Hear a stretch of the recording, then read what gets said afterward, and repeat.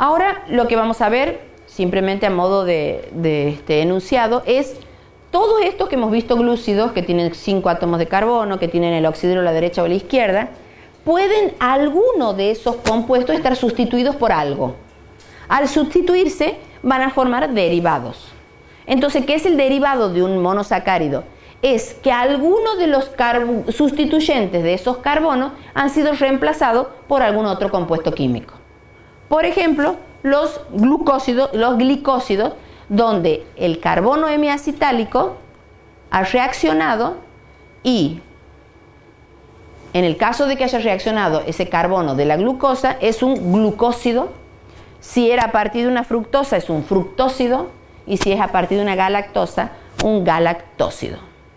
Donde ha reaccionado, ¿se acuerdan que en el dibujito teníamos el carbono hemiacetálico? Y puede reaccionar uniéndose, por ejemplo, en este caso, un grupo metilo. Entonces se ha formado un glucósido, fructósido o galactósido. Por ejemplo, uno de ellos es la aglicona, donde al reemplazarle ese grupo, incluso ya no tiene el sabor dulce. Es un no glúcido. Pueden ser alfa o beta, pero en general no se interconvierten, porque si se ha reemplazado, cuando el oxidrilo está abajo, por un grupo metilo, por ejemplo, ya no puede darse vuelta, porque estructuralmente ha sido como fijado. Entonces, los reemplazados, los glicósidos en este caso, ya no tienen esa isomería alfa o beta. ¿Me han entendido eso? O sea, el compuesto puro sí tiene el oxidrilo hacia abajo o hacia arriba y se puede interconvertir, se puede mover. Pero una vez que le reemplazamos este grupo hidrógeno por un compuesto más grande, esta estructura que se forma, que ya es un glucósido, no puede ir a ser alfa o beta. Entonces, una vez que se reemplaza en una posición o en la otra, queda con su estructura fija.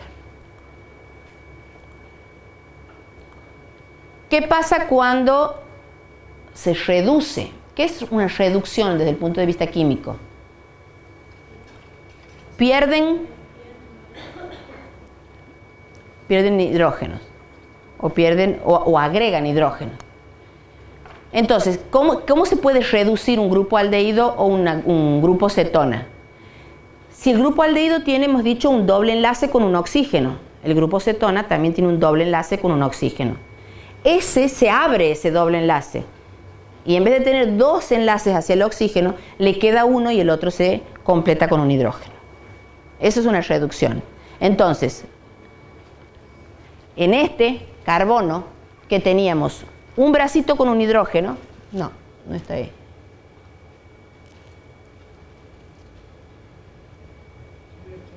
Aquí está, sí, doble enlace. Un grupo aldehído se abre y nos entra otro hidrógeno. Al reducirse este compuesto, se transforma de glucosa en un sorbitol. O sea, el sorbitol es un compuesto químico formado a partir de la reducción de la glucosa, donde un hidrógeno, un bracito del oxígeno ha sido reemplazado por un hidrógeno. Ese ya no tiene capacidad de ciclarse, por ejemplo. ¿Qué son los desoxiazúcares?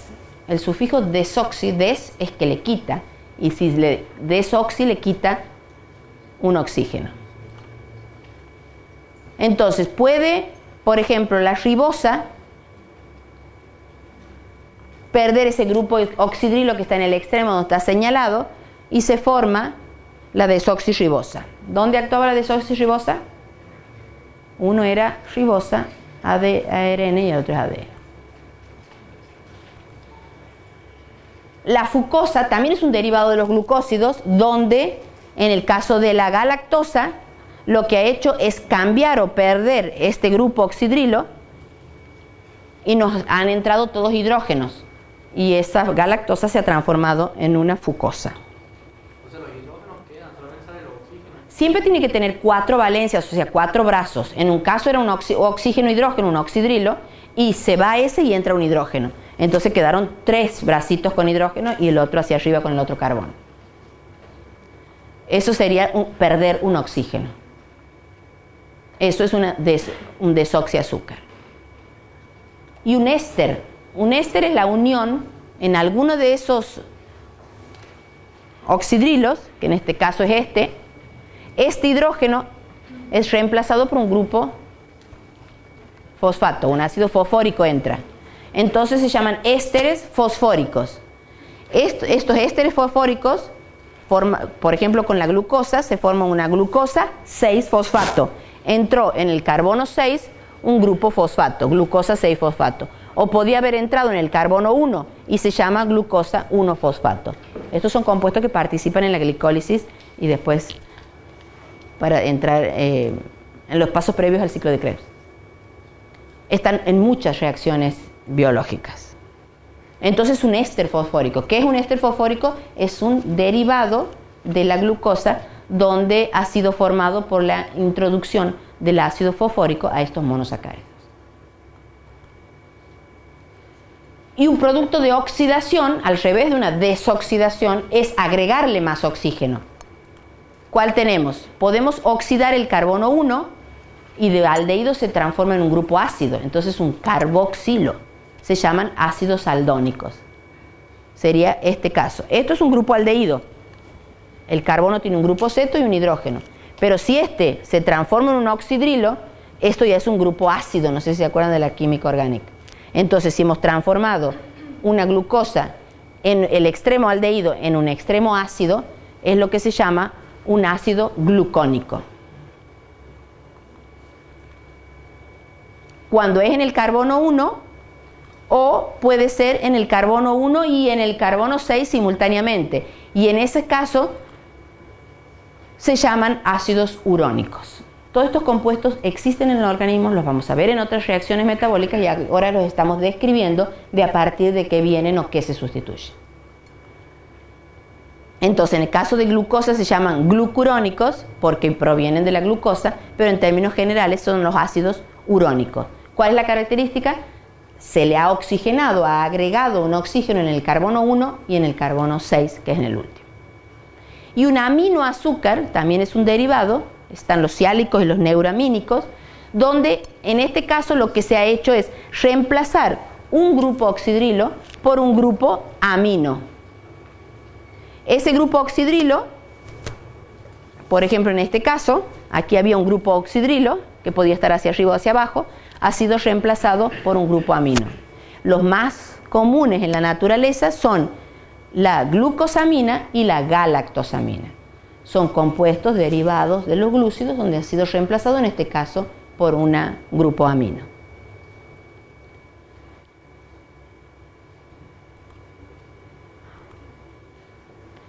Y ahora vamos a ver rápidamente los oligosacáridos. La diferencia de oligosacárido y un polisacárido es que es poquitos, 2, 3, 5. En cambio un polisacárido, muchos, 15, 20, 100, 1000. Entonces un disacárido, que son 2, se forma por la unión de dos glúcidos, solo 2 monosacáridos. En general, el carbono que permite la unión de uno con el otro es el carbono anomérico, carbono carboxilio, a través del oxidrilo del carbono 2. Y una de esas es la maltosa. La maltosa es la unión de 2 glucosas. ¿Pero por dónde? El carbono 1 de uno con el carbono 4 del otro. Por eso se dice que es un enlace 1,4 glucosa-glucosa. O sea que la maltosa son 2 glucosas, pero no unidas de cualquier manera, sino entre el 1 y el 4. Esto es lo que se llama azúcar de malta, es un azúcar menos dulce, sí forma anómeros y tiene poder reductor. Maltosa. La lactosa, ya hemos dicho, estaba formada por una galactosa y una glucosa. También unión alfa 1,4, carbono 1 de uno con el carbono 4 del otro. Es la que se encuentra en la leche, forma anómeros y tiene poder reductor. Sacarosa es una fructosa con una glucosa. ¿Cómo se unen? Carbono 1 de uno con carbono 2 del otro. Acuérdense que el otro no es un aldehído, sino es una cetona. O sea que tiene el segundo carbono con más posibilidades. Es la que utilizamos como lo que se llama el azúcar de mesa o como endulzante. y se obtiene de la caña de azúcar, de la remolacha, y lo que se hace es generar el azúcar invertido que se llama, que tiene que ver con el poder de rotación de la luz polarizada. Si nosotros lo hidrolizamos, hidrolizar sería cortarlo, va a formar la separación de glucosas y fructosa. No tiene poder reductor. ¿Por qué será? Porque no le queda ese oxígeno capaz de poder actuar como poder reductor, una vez que está unido. Es dextro rotatorio, dextro gira, por hidrólisis se puede volver levógira. La celobiosa son 2 glucosas. ¿Cuál hemos dicho que eran 2 glucosas también? La maltosa. Pero aquí están unidos distintos. Es una unión beta 1,4. Tiene que ver con la posición de los oxidrilos y por lo tanto cómo genera la unión con el otro compuesto. Y forma anómeros porque le queda todavía los oxidrilos o para arriba o para abajo lo de los extremos. Trealosa. 2 glucosas en posición alfa. Aquí no tiene poder reductor porque se han unido, o es como si se hubieran gastado los oxidrilos que le daban el poder reductor. Y el polisacárido. Polisacárido, a diferencia de lo que hemos visto, eran 2, ahora son muchos. Ahora sí estamos hablando de una cuenta de un collar o de una cantidad de glucosas, una o de cualquiera de los monómeros, unidos formando una cadena larga. ¿Cuáles son los polisacáridos? Hemos nombrado 3 hace un rato. ¿Cuáles eran? Polisacáridos. El que almacena el hígado, glucógeno. El que almacena las plantas y el que no comemos, las células. Pero algunos comemos, parece. Todos se denominan en términos generales glicanos. Son amorfos, son blancos, no son reductores. Y aquí tenemos que los podemos clasificar en homopolisacáridos o en heteropolisacáridos. Homo quiere decir igual, y obviamente es cuando todos los monómeros son iguales, glucosa por ejemplo. Pero si en el polisacárido está formado por diferentes, es un heteropolisacárido. Un monosacárido es el almidón, un monosacárido es el glucógeno, y un heteropolisacárido son otros que ya vamos a ver. Este me suena. Homopolisacáridos terminan en ano y el nombre es del monómero. Si son homos son todos iguales, entonces le da el nombre al compuesto. Si es de glucosa, es en términos generales, o sea, todos se los denomina glucosanos, donde estaba almidón, glucógeno y celulosa. Y el fructosano es la inulina. El almidón, como hemos dicho, es un polímero donde todos son glucosas, es la reserva de los vegetales, está formado todas glucosas, pero tienen 2 polímeros distintos dentro de la formación del almidón. Uno se llama amilosa y otro se llama amilopectina. La amilosa es un polisacárido que puede tener de 1000 a 5000 unidades de D-glucosa, donde las uniones entre las glucosas son alfa 1,4. ¿Qué característica tiene? Que tiene una distribución helicoidal y cada 6 vueltas está formado por 6 glucosas y se enrosca. Y los grupos oxidrilos quedan para el exterior, lo que le da a la característica a la amilosa de que sea hidrófobo. Hidrófobo hacia el interior, hidrófilo hacia afuera. La otra parte del almidón es la amilopectina. Es de mayor tamaño, forma cadenas de hasta 6000 moléculas de glucosa.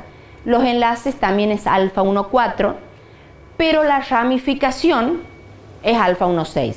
O sea que si uno lo dibuja, no sé si tengo el dibujito aquí, si uno dibuja esto sería un almidón, donde cada una de estas listas están unidas por uniones alfa 1,4, pero en el lugar que hay una ramificación hay una unión alfa 1,6. Esta estructura que tiene ramificaciones es una amilopectina. porque hemos dicho que la otra estructura es como si fuesen enrolladas y tienen menor cantidad de monómeros de glucosa. Entonces, cuando empieza la digestión del almidón, uno va cortando todas las glucosas, tiene la capacidad, la enzima, de cortar solamente uniones alfa 1,4. Entonces, si empieza a cortar, va a llegar un momento que va a dejar solamente estas uniones de las ramificaciones que no las puede cortar, que son donde está la unión alfa 1,6. Entonces, cuando empieza el proceso de la digestión del almidón, se cortan y se eliminan todas las glucosas que van quedando sueltas en el medio donde está produciéndose la digestión del almidón. Pero, sin embargo, van a quedar estos pedacitos que tienen los lugares donde estaban hechas las ramificaciones. A estos residuos se le denomina dextrina. O sea que en el primer paso del metabolismo uno dice que el almidón es hidrolizado hasta dextrina. ¿Por qué? Porque la enzima que participa en ese proceso solo es capaz de cortar uniones alfa 1,4 y deja toda la dextrina donde las uniones son alfa 1,6 y debe venir otra enzima para capaz de cortar esas uniones que han quedado. El glucógeno, otro tipo de polisacárido de todas glucosas, de un polímero de glucosas, pero que la fabrica el organismo y es la forma de almacenar la glucosa en el hígado. ¿Qué característica tiene? Parecida a la amilopectina, o sea que tiene también enlaces alfa 1,6 y sus ramificaciones también son uniones alfa 1,6, alfa 1,4 en las comunes, alfa 1,6 las ramificaciones. Desde el punto de vista estructural es más compacto que el almidón, es la forma de reserva del hígado y de los músculos y no tiene poder reductor. Ahí están los dibujitos como para ver amilosa, esta es la amilosa, la amilopectina, esta tenía forma de hélice y este es el glucógeno. Es muy parecido, también tiene ramificaciones, pero es como si estuviera más compactado que en el caso de la amilopectina. Y el dextrano, el organismo humano no lo fabrica, pero sí lo fabrican algunos microorganismos, son polímeros de la glucosa lineales, pero donde la unión lineal es alfa 1,6. Y tiene una ramificación distinta, donde es una ramificación alfa 1,2 y tienen algunos enlaces alfa 1,4. ¿Para qué se utiliza? Generalmente para restablecer la volemia en una persona que ha tenido una deshidratación fuerte. ¿Dextrosa? No, la dextrosa es más como alimento porque no es para este caso. La dextrosa sería solo glucosa, pero que es dextrorotatorio, es un sinónimo de la glucosa. Este tiene la ventaja de que no es metabolizada tan rápido, entonces permite como mantener más en circulación y aumenta la volemia, aumenta como el volumen de la sangre. La anterior también era alfa 1,6. Alfa 1,6 solo las ramificaciones, en cambio en este es todas. Esto no es fabricado por el organismo. En el almidón. En el almidón tenías dos estructuras. La más cortita como hélice eran todos alfa 1,4. En la amilopectina, que era más grande, las ramificaciones eran alfa 1,6. Y el resto todo es en alfa. Entonces cuando empieza la digestión, corta todas las glucosas y deja la dextrina, que se llaman todos aquellos residuos donde solo han quedado uniones alfa 1,6. En el glucógeno también las ramificaciones son alfa 1,6. Y la inulina es un polisacárido, pero son cadenas de fructosa, otro tipo de polisacárido. Y la celulosa, simplemente para que podamos entender la diferencia, también es un glucano, o sea, también es un polímero de glucosas, pero es una estructura que la usan o la fabrican los vegetales. Es el que es más abundante en la naturaleza y aquí son uniones, en vez de alfa 1,4 son beta 1,4 y donde gira cada uno en 180 grados. Tiene mucha resistencia por sus puentes hidrógenos, pero los jugos digestivos no la pueden hidrolizar porque justamente no tiene la enzima capaz de romper esa unión beta 1,4. Y un heteropolisacárido, hemos dicho que el que estaba no formado por moléculas iguales, sino moléculas diferentes.